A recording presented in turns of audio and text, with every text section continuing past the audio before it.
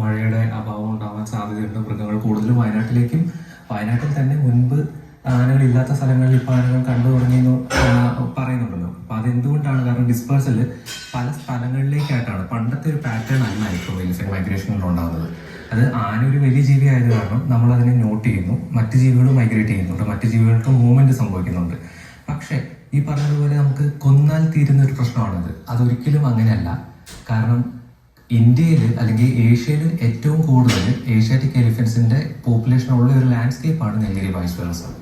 എന്നാൽ പോപ്പുലേഷൻ ഈ പറയുന്ന പോലെ കൊന്നു തീർക്കാൻ പാകത്തിന് ഇൻക്രീസ് ചെയ്തിട്ടുണ്ടോ എന്ന് ചോദിച്ചിട്ടുണ്ടെങ്കിൽ ഇല്ല. വളരെ കുറച്ച് സ്ഥലങ്ങളിൽ മാത്രമാണ് ഇവർ കോൺസെൻട്രേറ്റ് ചെയ്യുന്നത് എന്നാണ് പ്രശ്നം. കാരണം അവിടെ മാത്രമേ ഇവർക്ക് കഴിക്കാൻ ഭക്ഷണമുള്ളൂ, അല്ലെങ്കിൽ അതിന് പറ്റുന്ന ഒരു ഹാബിറ്റാറ്റ് സീസണലി എങ്കിലും ഉണ്ടാകുന്നുള്ളൂ. മഴ തുടങ്ങിക്കഴിഞ്ഞാൽ ഇവർ തിരിച്ച് കാടുകളിലേക്ക് കയറി പോകുമായിരിക്കും. അതിനുള്ളിൽ വരുന്ന ഹ്യൂമൻ കാഷ്വാലിറ്റീസ് ആലപ്പുഴ ജില്ലയെ ഒഴിച്ചുള്ള 13 ജില്ലകളിലും വന്യജീവികളുടെ ആക്രമണം പട്ടണം വരെ എത്തിയിരിക്കുകയാണ്. അപ്പൊ ഏതൊക്കെ പ്രദേശത്താണെന്ന് പറഞ്ഞാൽ ശരിയായിട്ടുള്ള കാര്യമല്ല. ഇല്ല, ഞാൻ ഉദ്ദേശിച്ചത് ഇപ്പൊ വയനാട്, അതെ, വെസ്റ്റേൺ ഗട്ട്സ് നമുക്കിപ്പോൾ കേരളത്തിൽ നോക്കിയാൽ അറിയാം. പശ്ചിമഘട്ട മലനിരകളുടെ ഒരു വലിയ ഭാഗങ്ങളിൽ ഏറ്റവും ബയോഡൈവേഴ്സ് ആയിട്ടുള്ള ഒരു റീജിയനിലാണ് കേരളം നിൽക്കുന്നത്.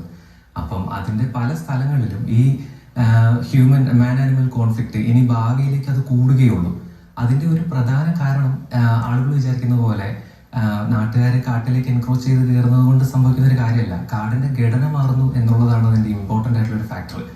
അതിന് കാരണമായിട്ടുള്ളത് കൂടുതലും നമ്മൾ ഒരിക്കലും ഇതുവരെ സംസാര വിഷയമാവാത്തൊരു സബ്ജക്റ്റാണ് ക്ലൈമറ്റ് ചേഞ്ചും അതുകൊണ്ടുണ്ടാകുന്ന ലാൻഡ്സ്കേപ്പിന് വരുന്ന മാറ്റങ്ങളൊന്നും. അതിനെ അഡ്രസ്സ് ചെയ്യാതെ ഈ പ്രോബ്ലം നമുക്ക് താൽക്കാലികമായിട്ടല്ലാതെ ഒരു ലോങ് ടേമിലേക്ക് സോൾവ് ചെയ്യാൻ പറ്റില്ല എന്നുള്ളതാണ് അതിൻ്റെ ഒരു വസ്തുത. അതിനു വേണ്ടിയിട്ട് ഒരു ആക്ഷൻ കമ്മിറ്റി രൂപീകരിക്കുകയും അതിന് പറ്റുന്ന രീതിയിൽ ആളുകളെ, അതിന് എലിജിബിൾ ആയിട്ടുള്ള ആളുകളുടെ പല മേഖലകളിൽ നിന്നുള്ള ആളുകളെ അതുപോലെ ലോക്കൽസിന്റെ ഇടയിലുള്ള ഇൻഫർമേഷൻ